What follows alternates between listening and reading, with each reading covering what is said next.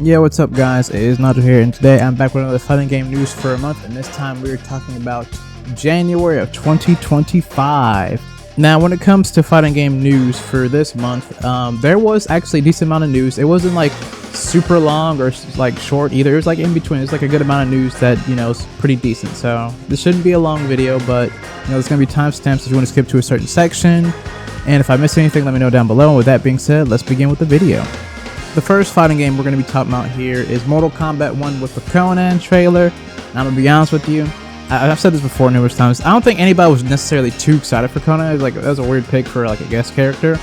But when it comes down to his gameplay, people actually kind of like him. Like his mechanics are not too bad. Like his revive mechanic, he can reflect projectiles, which is pretty cool. And he's a bit different from other characters, so that's like the thing he has going on for him too. So it's kind of exciting for like people that wanted that necessarily. Like I feel as if the case for Conan, people didn't really want him in the game per se. Like they weren't really too excited for him. But when they saw his gameplay, I was like, okay, he's not bad. Like when I compare him and Scream, I think Scream's cooler, but I can see why people would like Conan. You see what I'm saying? But he came out in January 21st, I believe, and with his release, there's also some other cool stuff that they did add. Like characters got changes obviously for each character coming out. And it seems like Reiko got a air grab.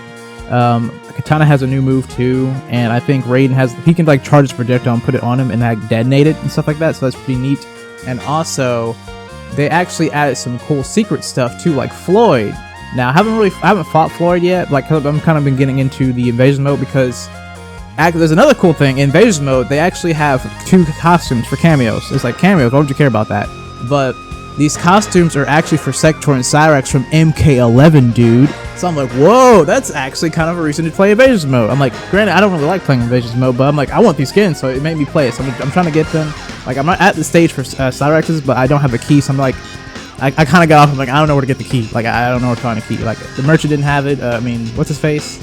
The collector didn't have it, so I was like, So I just got off, but that's cool. So it's like there's some cool stuff happening in MK1, especially with the Floyd thing. I think that's the biggest thing. You get the stage. I haven't fought him. I plan to do it eventually, but just haven't.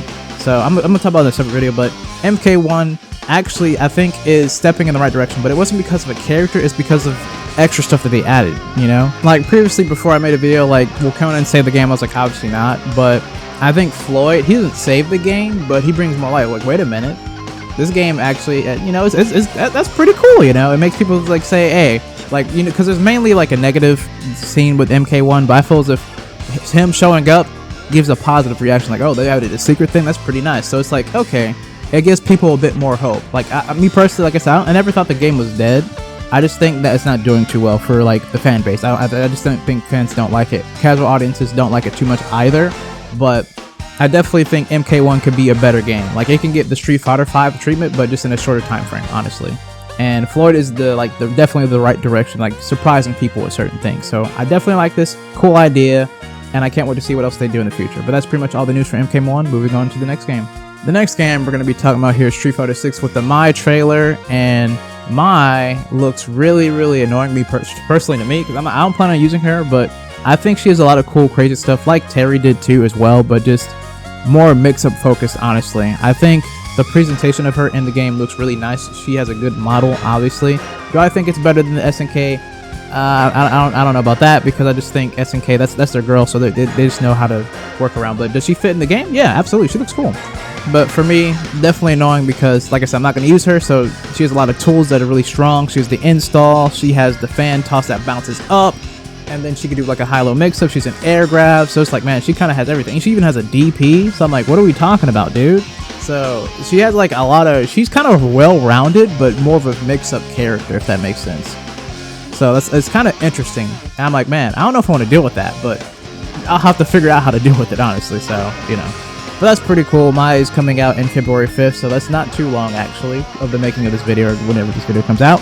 And I will try her out, but I won't be like manning her or anything like that. I'm just going to see what she does, essentially. Now, a cool thing that is also happening in Street Fighter 6, besides, you know, the big Season 3 that no one's really talking about yet, I'm probably going to make a video about that eventually later on, too, but, you know.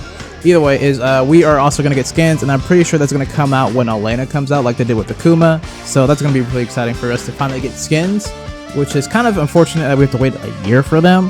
But it makes sense considering how the system works for Street Fighter 6. They're more focused on your created character, your OC getting skins, which is like, but at least we're getting them now, and they're probably gonna be like $10 or something like last time, or maybe they might change the pricing, but I doubt it. But we'll see. But that's some good news for Street Fighter 6, and you know, obviously Season 3 is gonna be around the horizon, probably in spring or summer. So definitely looking forward to that and what they're gonna show for that, especially with the new moves, because there's gonna be some new moves, new gimmicks, or whatever. Very much excited. But that is pretty much all of the news for Street Fighter 6. Moving on to the next game. The next game or games that we are going to be talking about here is actually the Virtua Fighter series. So we're going to be talking about Virtua Fighter 5 because Revo came out in January as well, which is pretty amazing. That was awesome news. And the thing that I was like kind of confused about, which was I was a little bit concerned, is for the PS4 version of the game. Like, will it get the balance update and rollback? And I was like, no, it's not. It got the balance update, but it's not getting rollback because Revo just means rollback. So PS4 version, or I don't even think there's a PS5 version, you're not getting rollback, but it is what it is. You have the game plan, I mean the balance patches and the moves and stuff like that, but you just don't have the 4K and the rollback, which makes sense for PC. So it is what it is when it comes to that, but it's still exciting, honestly. Like, since that is going to be the thing, I'm probably going to get it on PC because it is on deal for like $15 right now. I think it ends on like the 10th, so it's going to be like a $20 game, so it's not that big of a deal. But it's cool that the game is still out and accessible for the PC users now, and it's like the final version, hopefully final version. So yeah. And also we got to talk about Virtua Fighter 6. What they did in like the I think it was like an Nvidia showcase, and they're like showing like the newest graphics card that's going to be releasing, and it's going to be like really good and cheap, kind of like for people that are like just in the low end. Like, there's obviously like a better one, but there's like a decent one. But besides that, they showed Virtua Fighter 6 there, and it was just like in game, but not like an actual gameplay. It was like just concept, like what the game looks like, and obviously I'm showing it now, and the game obviously looks gorgeous because it's the Rigato Studios. Like, I'm not worried about the game looking ugly. I never was, because since the Yakuza people are working on, I'm like, dude, this game's fine. It's perfectly fine. Now, for people that are like, oh, this is actual gameplay, it's not. So they even mentioned the bottom, and like the choreograph, actually, I'm going to show you in this little clip. I'm not going to show the full thing, but it's VC Decide, I believe his channel is, so check it out down below. I'll put a link, but this is from VC Decide. It's like a little bit of comparison. I'm not going to show the full thing like I said, but it's literally kind of bar for bar what the fight is, so it's actual, not gameplay. But I just thought that was cool, like, oh, they got it from this movie, so that's pretty neat. But that's kind of exciting just to see what the new game looks like in engine. No like blurry screen thing, like just actually seeing it, not blurry, but like they kind of showed it on the TV, and now we see what it looks like in engine in the game. So that's kind of neat. That's kind of what it mainly was for, so it's pretty good. But that's all the news for Virtua Fighter at the current moment in time. We're probably going to see more in summer. Summer Game Fest is about to be insane. But that's pretty much essentially it for right now. Moving on to the next game. Actually, these will be the last games we're going to be talking about. We're going to combine it into two. This will be the last segment of the day. We have Guilty Gear Strive on the Switch. It's available now. So if you ever wanted it, it's on the Switch now. This was kind of like a low-key thing, so no one is talking about this whatsoever, but it makes sense because Guilty Gear has nothing going on. Like, legitimately, as of right now, there's nothing happening, and I believe the only thing they're working on currently is the anime, and that's the only thing I've heard of, like, ever since. Like, it's been a very long time. Now, people are saying that game's dead. It's just waiting for content to come out. That's essentially, like, that's what's going on for Guilty Gear. It's not dead. There's just no content right now, essentially. But that's pretty much it. Like, it's coming out on the Switch. Also, Dizzy is free, so that's interesting. She's also free for the Switch players. You get every character from, you know, DLC 1 to 2, and you get Dizzy as well. So that's pretty cool.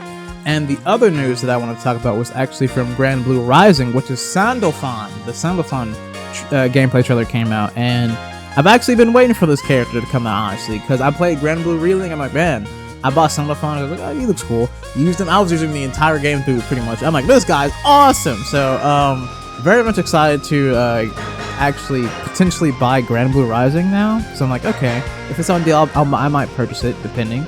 So his gameplay looks really cool to me personally, and I just like how I noticed all the references for him, like all of the moves essentially, and when it was Paradise Lost, I'm like, oh, I did that in the other game. It's pretty neat. So that's pretty much it. I don't want to talk too much to make the video too long, but definitely very much excited for him to see what people come up with combos too, especially. But he comes out February 26th, so that's pretty neat. And they're also adding obviously more characters in spring, summer, and fall, and early 2026. So this game's still going to be lasting a long time, which is pretty cool. I'm actually glad to see that, because the Grand Blue scene has not really gotten the love I feel as if it deserved, honestly. Like, it really hasn't compared to other fighting games. It's kind of like going under the radar. Like there's either like hate, praise, or just like you're in the back and no one's talking about you. And I feel as if Grand Blue's kind of one of those games for some reason, which is kind of unfortunate because I felt the same way with King of Fighters 15 a little bit. Like it got praise, but it just went in the back. It just went in the back. Ooh, another thing actually I want to mention too. So this is like 2 more things technically in a sense. City of the Wolves is getting an open beta in February 20th and it ends the 24th. So be ready on that date. And also Multiverses is actually shutting down, like permanently. It's done. And it like the new season will start in, I believe, February 4th. And then when it hits May 30th, it's shutting down. Like you can still play offline, but I believe online you cannot play any further. So that is the end of Multiverses, which is it's kind of sad, unfortunately, for the people that really wanted the game just to be better overall. Because like it was, I will say, it was like a very anticipated game, like kind of like Project. That's not right. 2XKO, kind of like that game. But I feel as if this one could have been even bigger because the DC Warner Brothers properties that they had was about to go insane. But I can understand why it's shutting down. Like Warner Brothers is kind of just only focusing on certain games. They're like, if this isn't working, cut it off. Like literally, cut it off. Mortal Kombat is getting another thing because it worked out. Like, they still got their money, so they're making another one. But anything else that didn't work out, cut it off. It didn't happen. So, you know, it's kind of. I think they're only focusing on Mortal Kombat actually, the Arkham series, and I forget something else. Maybe, hopefully, the Wonder Woman game's coming out still, please. But that's essentially it. But yeah, Multiverses is shutting down permanently, which is just unfortunate. Some people might say like good thing, but I don't really know. Like I didn't play the game, but I feel kind of bad for the people that wanted to, you know, hopefully make the game better. Like I wanted to see it better, but you know, it is what it is. But that is pretty much all the fighting game news in January. But if I missed anything, let me know down below. But I'm pretty sure I got everything. And with that being said, I hope you guys have a great day, a great night, a great noon, or whatever time zone you guys was at, man. And I'll see you guys in the next video.